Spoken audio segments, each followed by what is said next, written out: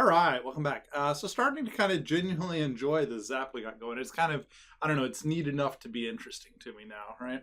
And it's pretty simple. I mean, as far as the code goes, I mean, we've got four listeners, right? So when you click on blue or you click on red, it just does submits. Those are pretty simple. When it sees the tracking image, it makes the text and the instructions one thing. And then when it goes away, it makes it something different. It's all pretty simple. The one thing I'll say that I don't like is obviously, we want the buttons to pop into the screen when we lose the tracking image. The other thing is that you try to set as few properties as you can in code. So in general, you don't set properties in code. It's not really the right way to do things. If you happen to be a web developer, this will come as second nature to you. So when you write JavaScript, you can set CSS properties in code, but they kind of tell you, hey, that's not really the right way to do it. Really, the right way to do it is through CSS and web development. And the right way to do it with ZapWorks Studios is to use controllers. So controllers are down over here. Controllers are, they make me think of like CSS, right? So you kind of put classes on things, and then when you put that class on it, it has those properties. Let's make a controller together, and it'll make a lot of sense. So right click on the word base, say new controller, and you can call this controller the pills controller. What the controller is it is a thing, an object that is gonna set properties. And a controller will have different states. So let's just go ahead and make a couple different states. So there will be a state where the pills are hidden.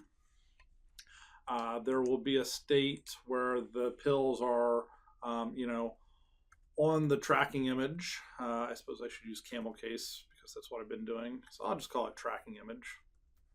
So this is the time where you see the tracking image and the pills are on the tracking image. And then there's a state where you have seen the tracking image. So you've seen it at least once, but you don't see it now. And then that's going to be like the pills are going to pop onto the screen. If you're familiar with the designer tool, this is called Grab and Go. Really, Grab and Go doesn't exist inside ZapWorks Studio, but you can kind of simulate that feature, kind of manually make your own Grab and Go. It's like a do-it-yourself Grab and Go. So this pills controller is going to have three states, hidden, tracking image, and default.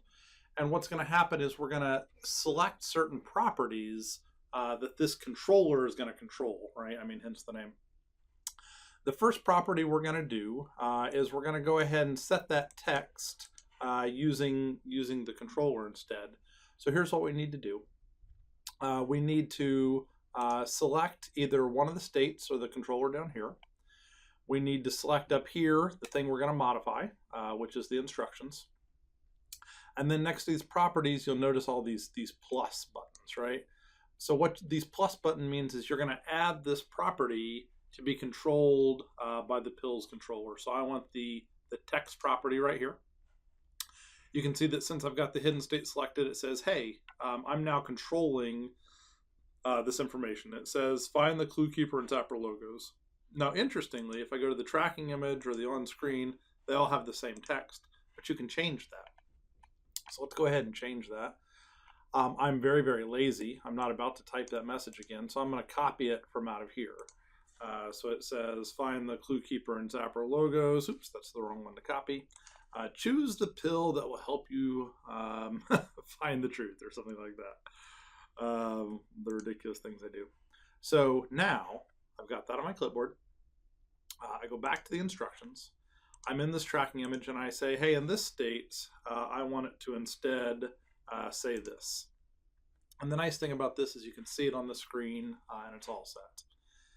Now the third state, where it's on the screen, I actually want that to say the same message. So I'm going to put it in both places. And so now we're changing the text based on what state we're in, which is great. Nothing is really happening yet because seen and not seen are empty. But let's fix that. So here's what we want to do. We're gonna make seen. So whenever the tracking image is seen, we want it to show the tracking image state. So the way you do that is you kind of like here, you drag things in. You do the same thing down here. You drag this up. and it says, hey, do you want a local variable? Do you want an event handler? The one that you want almost always is activate. So I want to activate that state. And if you look at the words here, you can see it says symbol, which means like tab over here to the left, controllers, which is different than nodes. So your nodes are up here, your controllers are down here. The pills controller, and then the elements that are in it. I would have said the word state there instead, but it says elements. We want the tracking image and we want to activate it. Now what we can do is whenever it's not seen, we can decide to completely hide it. If we wanted to completely hide it, we could totally do that. Or we could pop it to the screen. Let's completely hide it first.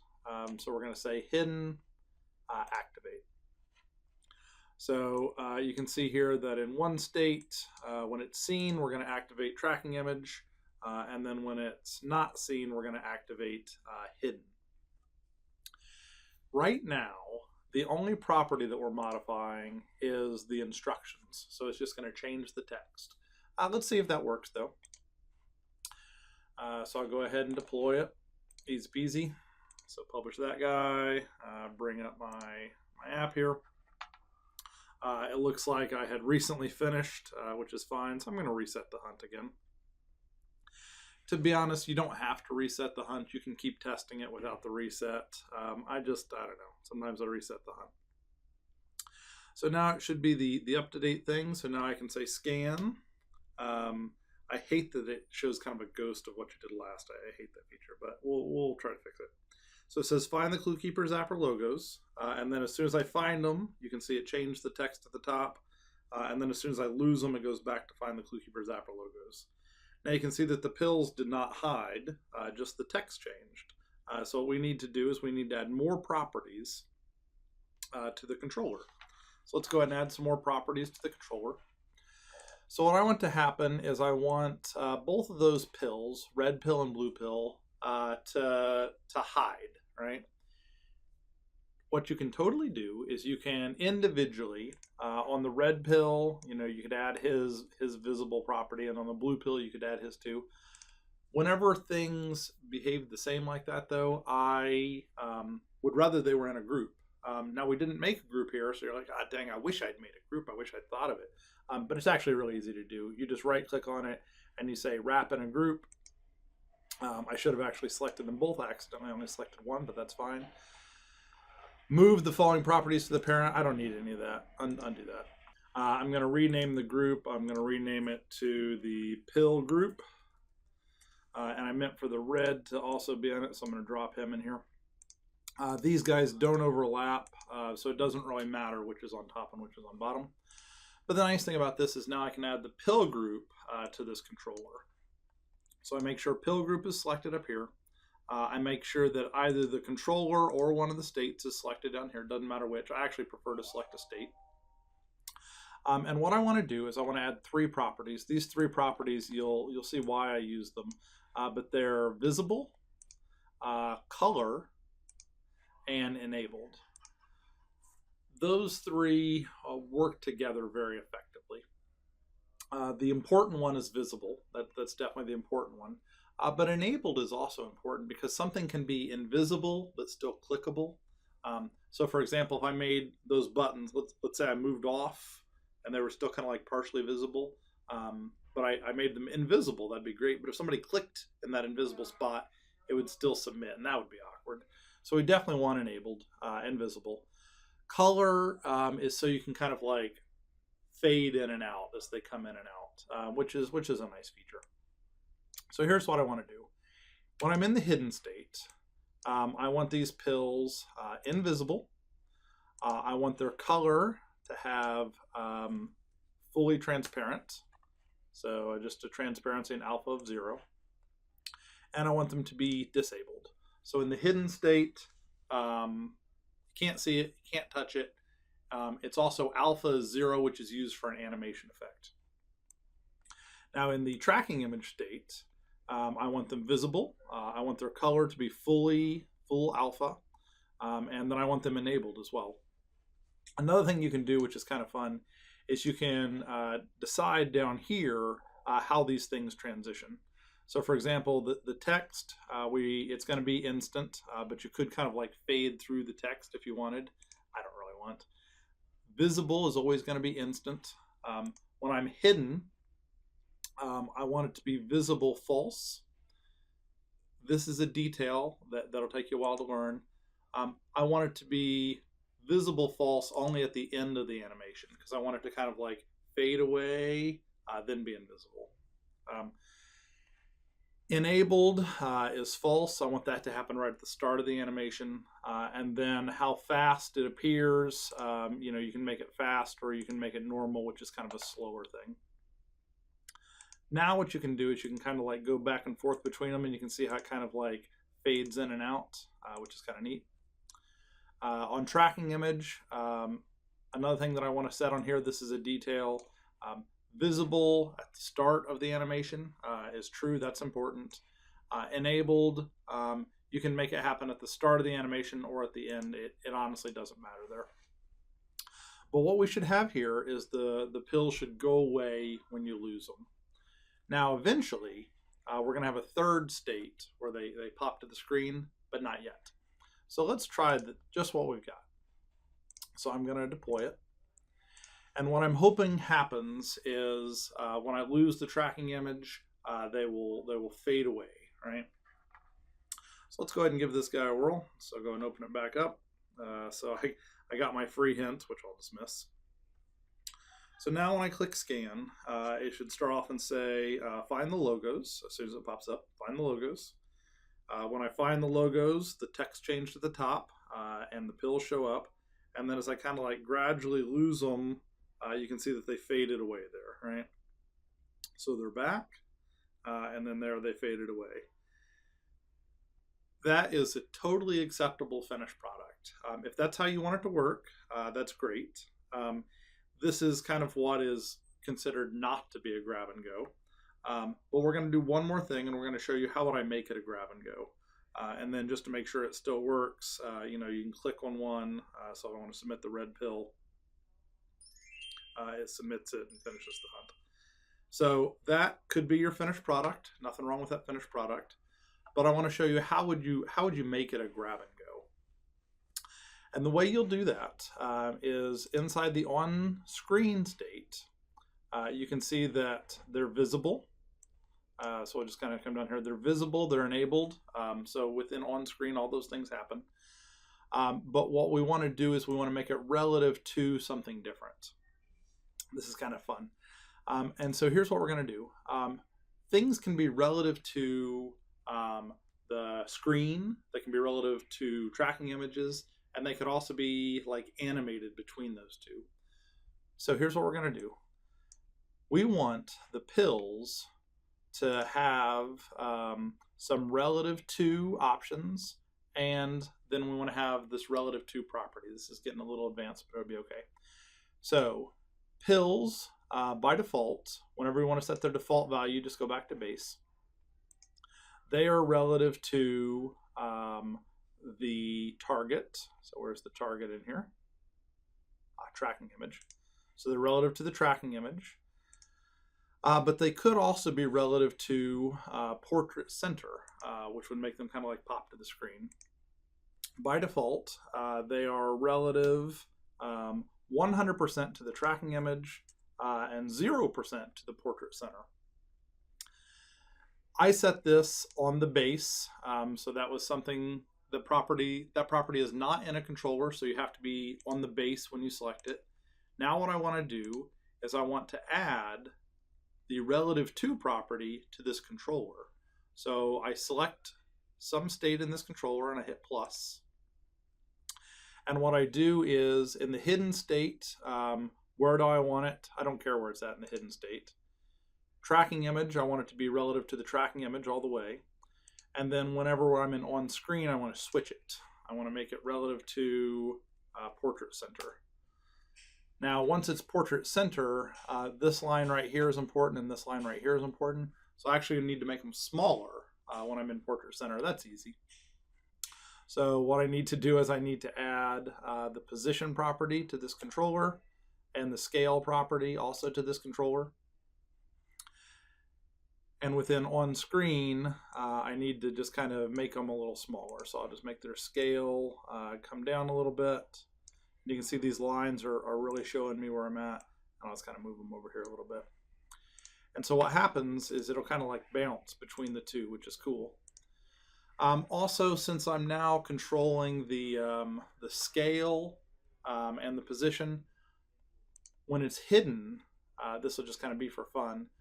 When it's hidden, you could actually make them start a little smaller. So if you wanted to make them start a little smaller, you know, you could just kind of guess where it's at, you know, or you could temporarily bring back the object. So if you want them to start a little smaller, it'll just be kind of fun because that way when they appear, they'll kind of like hop into place. So I'm on hidden. I kind of temporarily adjusted the opacity and visibility just to kind of get them set up. But now I'm all set. So here's what's going to happen. Hidden is going to transition into tracking image. So they're going to kind of pop onto the tracking image. And then if you ever lose the tracking image, they're going to pop onto the screen. And the way they're going to do that is through that relative to property, which is cool. The only thing we still need to do is we need to go into our code and we need to say to use our new state. So let's go into our code here. Now what we want to do is we kind of want a Boolean, right? So I'm just going to make a Boolean for like has seen target. By default it's false.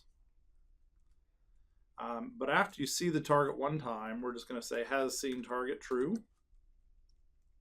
And down here, we're just going to make a choice. So if it has seen target, then we're going to put them on the screen. Cool. And then interestingly, the hidden is the default. So we actually don't ever need to set that because it'll be the default. Once you see it, it will make seen active, right? It'll put it on the screen. And then once you lose it, it's gonna make it still be on the screen. So let's try it out. So select my Zap here again, publish it. It looks like I have already finished the hunt, but that's okay. I can still test my Zap. So I'm gonna come back in here. I'm gonna scan. It's gonna re-download my Zap. And we're going to check out all three states. So right now I'm in the first state, the hidden state. The buttons are invisible. As soon as I hop onto the image, it says choose the pill. So now I'm in the tracking image state. And then if I lose the image, what happens is it does the grab and go thing, right? So you can see that it hops onto the image or it hops onto the screen, which is just kind of a fun little extra feature that I thought I would teach you here. Cool, and it should still work even off the screen. So I'll just kind of hit the red pill and it says correct, and then the blue pill and it says incorrect. I guess it's kind of a little easier to test here because it doesn't go away, right? So I can do it on the tracking image, or I can do it as a grab and go, which is pretty cool. All right, I am happy with this product. Hopefully you got some of the take-home messages here. And the one thing I kind of want to leave you with is that there's a lot more you can do with ZapWorks Studio. It's a very, very impressive, very flexible tool. It's a chance for you to give your players like a really immersive experience and kind of give them that wow factor. Assuming you followed along, you don't need this at all, but if you had troubles, here's the solution, the ZPP file, and hopefully you feel pretty comfortable now using ZapWorks Studio with your crash course. Using a tracking image, you can see that that's a pretty easy thing to do. Using multiple states with controllers, very powerful concept that we learned there. And then of course using the CK Zapper library for answer submits. Also, we'll say that if you're having trouble with ZapWorks Studio or something, feel free to fire our helpline, a question or something like that. I'll try to answer it if I can. That's if you're using it for ClueKeeper, right? If you're just using ZapWorks Studio for something else, you're on your own. But if you're using it for ClueKeeper, let us know, and we'll try to help you out. All right, that's all I've got. Feel free to let us know if you have any issues.